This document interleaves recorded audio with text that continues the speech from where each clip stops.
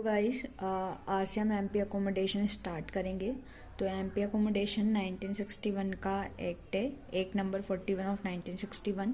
ये 25 दिसंबर 1961 को इसको प्रेसिडेंट की एसेंट मिल गई थी और 30 दिसंबर 1961 को ये लागू हो गया था। चैप्टर 1 जो है वो प्रिलिमिनरी है और फर्स्ट सेक्शन है वो short title, extend and commencement की बात करता है। फर्स्ट सेक्शन में यही बोल रखा है कि ये पूरे मध्य प्रदेश पे लागू होगा।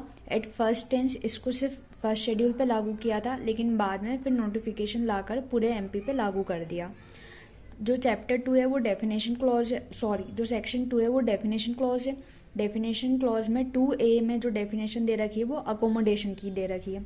अकोमोडेशन में बोल रखा है कि कोई भी बिल्डिंग और पार्ट ऑफ बिल्डिंग जो कि रेसिडेंशियल पर्पस के लिए यूज़ हो या नॉन रेसिडेंशियल पर्पस के लिए यूज़ हो, वो अकोमोडेशन होगा। और उसके अंदर इंक्लूड क्या होगा, तो सारी लैंड इंक्लूड होगी, बट एग्रीकल्चरल पर्पस के लिए जो लैंड यूज होती है वो इंक्लूड नहीं होगी। Garden, ground, garage, out house जो अपार्टमेंट से जुड़े हुए हैं किसी बिल्डिंग के या पार्ट ऑफ बिल्डिंग से, वो इंक्लूड होंगे। कोई फिटिंग है जो कि बिल्डिंग से अफिक्स्ड है उसके बेनिफिशियल एंजॉयमेंट के लिए, वो इंक्लूड होगी। और कोई फर्नीचर जो कि उस बिल्डिंग के साथ सप्लाई किया गया है वो इंक्लूड होगा।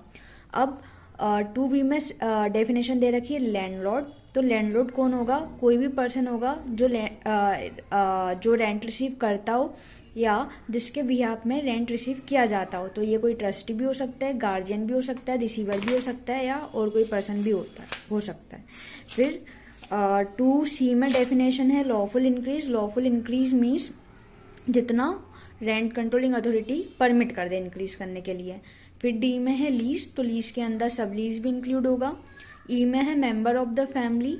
मेंबर ऑफ द फैमिली में कौन कौन आएगा, जैसे कि कोई एक पर्सन है तो उसका स्पाउस आएंगे, सन आएगा, अनमैरिड डॉटर आएगी, फादर आएंगे, ग्रैंडफादर आएंगे, mother, grandmother, brother, unmarried sister, paternal uncles wife, widow, brother, son और अनमैरिड डॉटर लिविंग जॉइंटली। और ऐसा कोई पर्सन जो कि साथ में रहता है वो भी आ सकता है।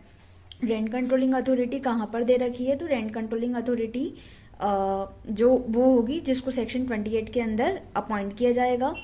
फिर 2G में है रिपील्ड एक्ट। तो पहले जो मध्य प्रदेश का एक्ट था वो 1955 पर था, अब इसको रिपील कर दिया गया है।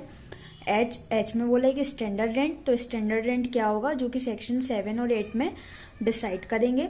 और I में है टीनेंट। तो टीनेंट कौन होगा, ऐसा कोई पर्सन जो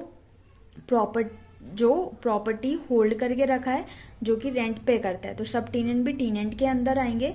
एंड अगर कोई सूट चल रहा है टीनेंसी से रिलेटेड या टीनेंट के इविक्शन से रिलेटेड, तो जब तक वो सूट या प्रोसीडिंग चल रही है, जब तक अगर टीनेंट ने वो पोजीशन होल्ड करके रखा है तो वो टीनेंट होगा। बट एक बार इविक्शन का सूट हो जाता है क्लियर और टीनेंट को इविक्ट करने की डिग्री पास हो जाती है, उसके बाद वो टीनेंट नहीं कहलाएगा। उसके बाद सेक्शन 3 बात करता है एक note to apply certain accommodation. तो ये बहुत इंपॉर्टेंट है, ये प्री में भी पूछा जाता है क्वेश्चन की एमपी अकोमोडेशन किन अकोमोडेशन पे अप्लाई नहीं होता है। तो अकोमोडेशन जो कि गवर्नमेंट की प्रॉपर्टी है उन पे अप्लाई नहीं होगा। ऐसे अकोमोडेशन जो कि लोकल अथॉरिटी ने होल्ड कर रखे हैं नॉन रेसिडेंशियल पर्पस के लिए, उन पे अप्लाई नहीं होगा। और जो क्लॉज 2S का ये बोलता है कि गवर्नमेंट अगर चाहे तो नोटिफिकेशन देगी कोई भी एजुकेशन, रिलीजियस और चैरिटेबल इंस्टीट्यूशन जैसे कि नर्सिंग और मैटरनिटी होम जो भी इनकम आ रही है उनके पास, वो खुद ही के यूज के लिए डिराइव कर रहे हैं, तो उनको भी छूट दे सकता है। थैंक यू गाइस, आज के लिए इतना ही।